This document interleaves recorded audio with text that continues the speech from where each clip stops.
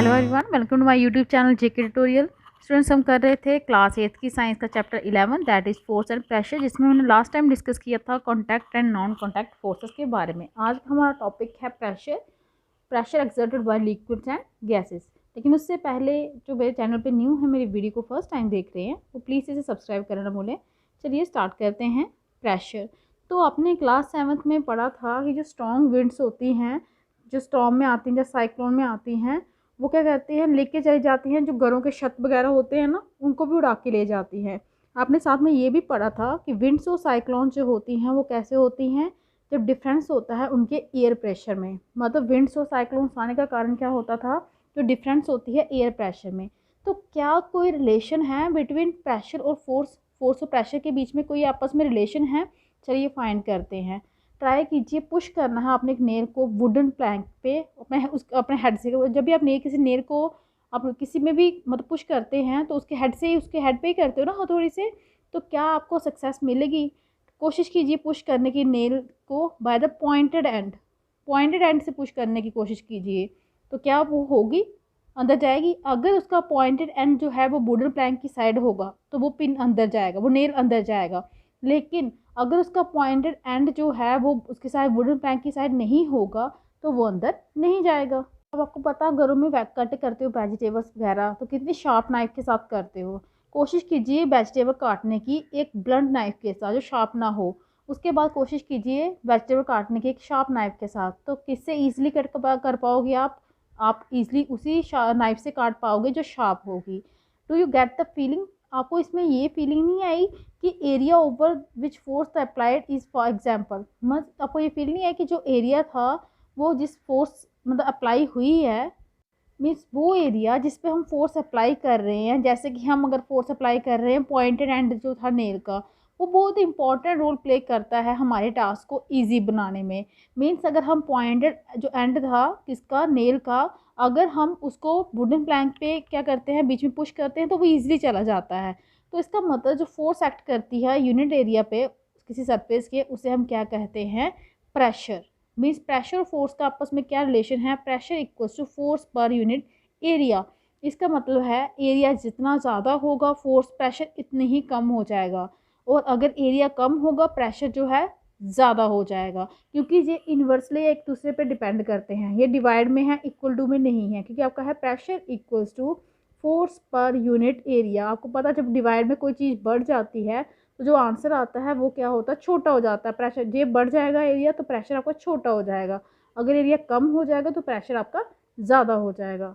जैसा कि मैंने आपको बताया कि यहाँ पे एरिया जो था वो डिनोमिनेटर में था ना, pressure equals to force per unit area. तो जितना स्मॉल एरिया होगा उतना ही बड़ा प्रेशर होगा, ठीक है, फोर्स सेम रहेगी। और एरिया जो है पॉइंटेड एंड का नेल का, अगर वो ज़्यादा छोटा होगा उसके हेड से, तो वो जल्दी अंदर को जाएगा। आपने देखा है जहाँ पे जब आप नेल्स का हेड देखते हो वो क्या होता है, फ्लैट होता है, वो ज़्यादा एरिया कवर करता है।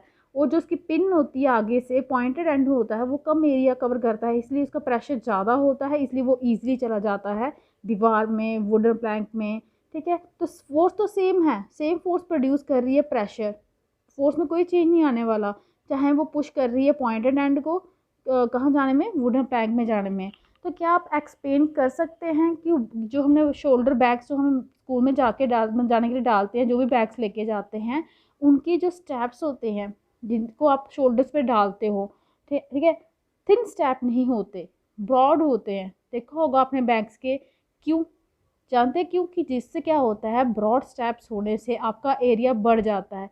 एरिया बढ़ने से क्या होता है, जो बुक्स वगैरह का जो भी बैग में सामान है उसका प्रेशर आपके शोल्डर पे ज़्यादा नहीं पड़ता। एरिया बढ़ने से प्रेशर जो है वो कम हो जाता है।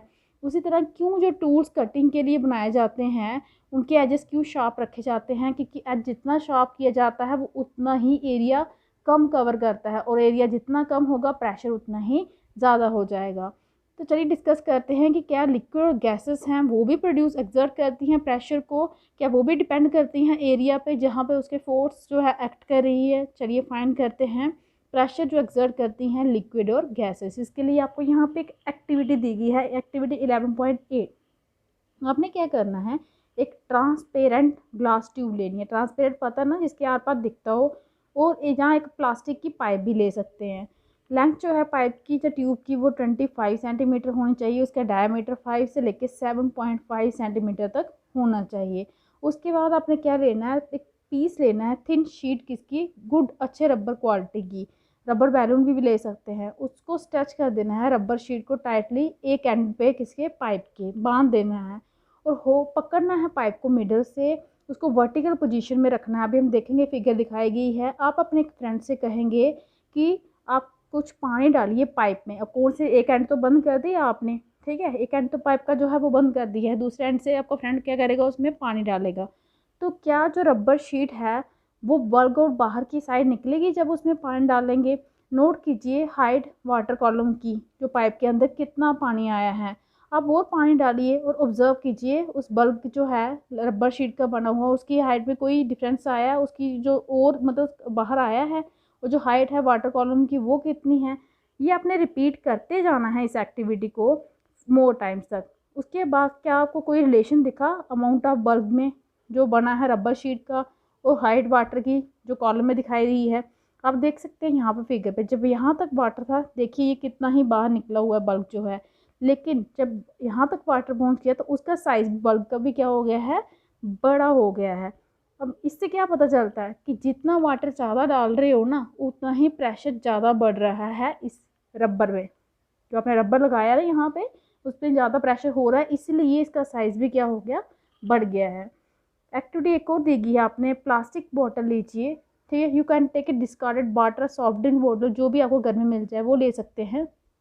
उसके बाद आपने फिक्स करना है सिलेंड्रिकल ग्लास ट्यूब को, फ्यू सेंटीमीटर लंबी होनी चाहिए उसके बॉटम पे, जैसे कि भी हम फिगर देखेंगे वहाँ पे शो की गई है। तो आप इससे कर सकते हैं स्लाइटली हीटिंग कीजिए वन एंड ग्लास ट्यूब का और क्विकली इंसर्ट कर दीजिए उसे जो बॉटल का बॉटम है। आपको पता है प्लास्टिक की चीज़ें हैं वो मेल्ट हो जाती हैं, गर्म करके इंसर्ट करेंगे तो हो जाएंगी। श्योर कीजिए कि वाटर जो है उस जॉइंट जहाँ से आपने इसको अंदर लेके गए हो ना उस जोड़ से पानी बाहर नहीं निकलना चाहिए। अगर कोई भी लीकेज हो तो उसे सील कर दीजिए, जहाँ उस पर मोल्टन वैक्स लगा दीजिए। अब आपने कवर कर देना है माउथ जो है ग्लास ट्यूब का थिन रबर शीट के साथ, जैसा कि आपने लास्ट एक्टिविटी में किया।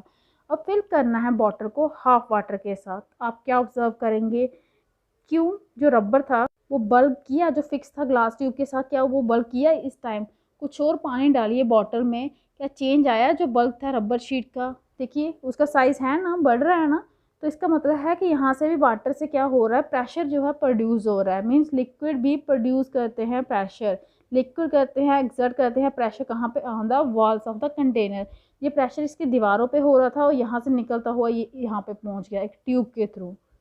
ये चीज़ आप नोट रख सकते हैं कि जो रबर शीट है ना वो फिक्स है कहाँ पे, एक साइड पे कंटेनर की, ना कि बॉटम पे। क्या जो बल्गिंग है रबर शीट की इस केस में इंडिकेट करती है कि वाटर जो है एक्सर्ट करता है प्रेशर कहाँ पे, जो साइड्स होती हैं कंटेनर की, जिस कंटेनर में उसमें डाला हो उस कंटेनर की जो वॉल्स होती हैं जो साइड्स होती हैं उस पर वाटर क्या प्रेशर प्रोड्यूस करता है। चलिए फिर से इन्वेस्टिगेट करते हैं। वैसे भी दो एक्टिविटी के थ्रू ये ऑलरेडी हो गया है कि वाटर जो है वो प्रोड्यूस कर रहा है, एक्सर्ट कर रहा है प्रेशर कहाँ पे, साइड्स ऑफ द कंटेनर। एक और एक्टिविटी यहाँ पे दी गई है, एक खाली प्लास्टिक बॉटल लीजिए या सिलेंड्रिकल कंटेनर लीजिए। यू कैन टेक ए, वही यूज टिन कैन भी ले सकते हैं, प्लास्टिक बॉटल भी ले सकते हैं। उसमें क्या करना है, आपने 4 होल्स बनाने हैं बॉटम के पास, बॉटल के बॉटम के पास। इतना याद रखना चाहिए जो होल्स है ना वो सेम हाइट पे होने चाहिए चारों तरफ। और फिल करना है बॉटल को किसके साथ, वाटर के साथ। आप क्या ऑब्जर्व करोगे, जो डिफरेंट अलग अलग स्टीम्स है वाटर की वो आएंगी होल्स में से, क्या आएंगी वो सेम डिस्टेंस से आ रही हैं वाटर से, क्या वो आपको इंडिकेट करती है ये चीज़। देखिए यहाँ पे आपको फिगर दी गई है, आप देख रहे हैं यहाँ पे सभी सेम ही लग रही, सभी जगह सेम हाइट से आ रही है। यहाँ से यही था, ये प्रेशर जो हो रहा था वाटर के द्वारा एक्सर्ट कहाँ पे हो रहा था, जो साइड थी आपकी बॉटल की, ठीक है। लेकिन यहाँ पे होल होने के कारण वो प्रेशर जो है यहाँ से बाहर की साइड आ रहा है, इसी के कारण तो पानी बाहर आ रहा है। तो क्या अब आप कह सकते हैं कि लिक्विड जो है वो एक्सर्ट करते हैं प्रेशर कहाँ पे, वॉल्स ऑफ द कंटेनर पे, ठीक है। ये एक्टिविटी बहुत ही तीसरी एक्टिविटी आपने डिस्कस की, यहाँ पे इन्होंने ये शो किया है लिक्विड जो है वो प्रोड्यूस करते हैं एक्सर्ट करते हैं प्रेशर कहाँ पे, वॉल्स ऑफ द कंटेनर पे। अब आ गई गैसेस की बारी, तो क्या गैसेस भी एक्सर्ट करती हैं प्रेशर, अगर ये एक्सर्ट करती हैं pressure on the walls of the container, चलिए फाइंड करते हैं। अब इस केस में हम एक्टिविटी करेंगे बैलून को लेके। आपको पता है जब आप बैलून को फुलाते हो, ठीक है, why do have to close its mouth. अब बैलून को अपने माउथ के पास क्यों लेके आते हो? अब माउथ से हवा भरते हो ना बैलून के। क्या होता है जब ओपन करते हो आप माउथ किसी फूले हुए बैलून का, सपोज कीजिए एक बैलून है जिसमें होल है, ठीक है, अगर उस बैलून में होल है तो क्या आप उसमें हवा भर सकते हो? अगर नहीं तो क्यों? हम कह सकते हैं कि एयर जो है एक्सर्ट करती है प्रेशर सभी डायरेक्शन में। आपको याद होगा क्या होता है जब एयर जो होती है बाईसाइकिल ट्यूब में, जब उसको पंचर हो जाता है क्या होता है? एयर निकल जाती है वहाँ से। ये ऑब्जर्वेशन आपको ये सजेस्ट करती है कि एयर जो है एक्सर्ट करती है प्रेशर कहाँ पे? In the walls of an inflated balloon पे या ट्यूब पे। इसलिए हम कह सकते हैं कि गैसेस भी आपकी क्या करती हैं? एक्सर्ट करती हैं प्रेशर कहाँ पे? Walls of the container. जैसे कि हम बैलून को ही इन्फ्लेट करते हैं, फुलाते हैं, तो प्रेशर ही होता है एयर का जिसके कारण बैलून का साइज बड़ा हो जाता है। जस्ट एयर के कारण नहीं होता है। एयर के मतलब एयर तो गैस ही है ना आपकी, मीन्स वही प्रेशर है। इसका कहने का मतलब है कि एयर अगर एक्सर्ट कर रही है प्रेशर तो गैसेस भी क्या एक्सर्ट करती हैं प्रेशर उस कंटेनर में जिसके बीच में उसे रखा जाता है। नेक्स्ट आपका है एटमॉस्फेरिक प्रेशर। क्या होता है? आपको पता है कि हमारे आगे पीछे सिर्फ क्या है? एयर ही एयर है। इस जो एनवलप है ना ये एयर का, इसे हम क्या कहते हैं? एटमॉस्फेयर। What is atmosphere? क्या होता है? एटमॉस्फेयर एक एनवलप होता है एयर का। जो एटमॉस्फेरिक एयर होती है वो फैली होती है बहुत सारे किलोमीटर तक सरफेस ऑफ अर्थ के ऊपर। और जो प्रेशर एक्सर्ट होता है इस एयर से उसे हम क्या कहते हैं? Atmospheric pressure. क्योंकि अभी अभी हमने प्रूव किया कि एयर मीन्स गैसेस भी एक्सर्ट करती हैं प्रेशर। तो जो एयर हमारे यहाँ पे एटमॉस्फेयर में प्रेजेंट है वो भी कोई ना कोई प्रेशर एक्सर्ट करेगी और उस प्रेशर को हम बोलते हैं एटमॉस्फेरिक प्रेशर। हम जानते हैं कि जो प्रेशर है वो किसकी इक्वल होती है? Force per unit area. अगर हम इमेजिन करें कि एक unit area means 1 metre square area है, 1 किलोमीटर स्क्वायर एरिया है, और एक बहुत लॉन्ग सिलेंड्रिकल स्टैंडिंग है, वो फिल है किसके साथ? एयर के साथ। तब उस टाइम पे जो फोर्स ऑफ ग्रेविटी है एयर पे इस सिलेंडर में उसे हम क्या कहेंगे? Atmospheric pressure. मीन्स जो फोर्स ऑफ ग्रेविटी इस सिलेंडर पे उस टाइम पे एक्ट करेगी उसे हम क्या कहते हैं? Atmospheric pressure. ठीक है। लेकिन ये एटमॉस्फेरिक प्रेशर कितना बड़ा होता है कितना छोटा होता है इसके बारे में हम कैसे पता चलेगा? चलिए एक आइडिया देते हैं आपको इसके साइज़ के बारे में। मैग्नीट्यूड हम कैसे फाइंड कर सकते हैं एटमॉस्फेरिक प्रेशर का? अच्छी क्वालिटी का रबर शक्कर लेना आपने, ठीक है। रबर शक्कर देखा है, ये फिगर भी दिखाई हुई है। यहाँ पे प्रेस करना उसको हार्ड, कहाँ पे? स्मूथ प्लेन सरफेस पे, तो वो स्टिक कर जाता है सरफेस के साथ। देखा होगा आपने ऐसे रबर जो होते हैं ना रबर शक्कर, ये स्टिक चिपक जाते हैं सरफेस के साथ। Does it stick to the surface? क्या वो चिपकेगा सरफेस के साथ कि नहीं चिपकेगा था? कोशिश कीजिए, पुल कीजिए इसे सरफेस से उतारने की। क्या आप उतार पाएंगे? ईजिली तो नहीं उतरता। ये रबर शक्कर जब आप एक बार लगा देते हो ना दीवार पे, ईजिली खींचा नहीं जाता है यहाँ से। जब इसको आप प्रेस करोगे शक्कर को तो ज़्यादातर एयर जो होती है उसके कप में सरफेस में वो बाहर निकल जाती है, और शक्कर क्या करता है? चिपक जाता है सरफेस के साथ, क्योंकि जो प्रेशर है एटमॉस्फेयर का वो उस पर एक्ट कर रहा है। अब जब आप खींचेंगे शक्कर को उस सरफेस के ऊपर से तो अप्लाइड फोर्स जो है वो इतनी ज़्यादा होनी चाहिए कि वो ओवरकम कर सके एटमॉस्फेरिक प्रेशर को। मीन्स जो आप फोर्स अप्लाई कर रहे हो वो उसके एटमॉस्फेरिक प्रेशर से ज़्यादा होनी चाहिए। ये एक्टिविटी आपको एक आइडिया दे सकती है, बता सकती है कि मैग्नीट्यूड कितना है एटमॉस्फेरिक प्रेशर का। क्योंकि अब आप आइडिया लगा सकते हो कि आप कितनी फोर्स अप्लाई कर रहे हो उसके अकॉर्डिंग ही एटमॉस्फेरिक प्रेशर का क्या होगा? साइज होगा।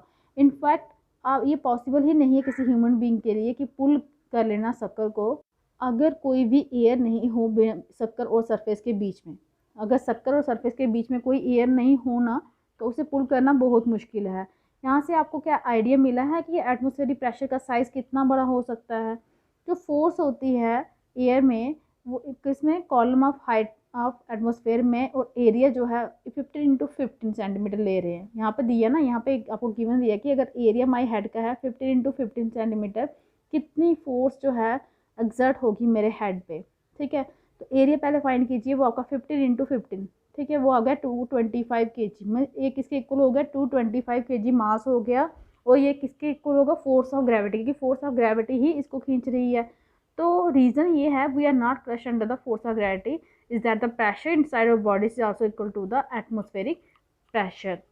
मीन्स यहाँ पे आपको ये पूछा गया था कि जो एरिया है आप मेरे बोला ना मेरे हेड का, यहाँ पे एक्टिविटी में बोला गया है कि मेरे हेड का जो एरिया 15 × 15 सेंटीमीटर है, तो कितनी फोर्स जो है वो मेरे एयर मतलब फोर्स है जो एयर द्वारा एक्सर्ट होगी मेरे हेड पे। तो पहले हमने यहाँ पे एरिया निकाला। अब इन्होंने बोला है कि यहाँ पे इक्वल फोर्स होगी ग्रेविटी की ऑब्जेक्ट पे जिसका मास कितना है 225 kg। अब इक्वल फोर्स क्यों होगी? मतलब उतनी ही फोर्स एक्सर्ट होगी जितना क्या है आपकी ग्रेविटी है, फोर्स ऑफ ग्रेविटी है। क्यों? क्योंकि रीज़न ये है कि we are not crushed under this force of gravity is that the pressure inside of body is also equal to the atmospheric pressure. क्योंकि जो प्रेशर है हमारी बॉडी के अंदर वो किसके इक्वल है? जितना एटमॉस्फेरिक प्रेशर होगा। और ये बैलेंस कर रहा है प्रेशर को बाहर वाले प्रेशर से। जिस फोर्स से आपको ग्रेविटी खींच रही है वही फोर्स अब एक्सर्ट हो रही है आपके हेड के ऊपर भी, क्योंकि उसको भी तो वही खींच रही है। इसलिए दोनों केसेस में ये फोर्सेस क्या हो गई? इक्वल हो गई। तो ये तो था आज का आपका टॉपिक, क्या जो लिक्विड्स और गैसेस हैं एक्सर्ट करती हैं प्रेशर की नहीं करती। तो यहाँ से हमने यही सीखा कि लिक्विड्स और गैसेस जो हैं वो एक्सर्ट करती हैं प्रेशर। कुछ एक्टिविटी भी हमने डिस्कस की। आई होप कि आपको अच्छे से समझ आ गया होगा। इसके साथ ही आपका ये चैप्टर भी कंप्लीट होता है। आज के लिए इतना ही। अगर आपको मेरी वीडियो अच्छी लगी हो तो प्लीज़ इसे लाइक कीजिए, शेयर कीजिए, चैनल को सब्सक्राइब कीजिए, ताकि आपको मेरी लेटेस्ट वीडियो जो है वो टाइम मिलती रहे। Thank you.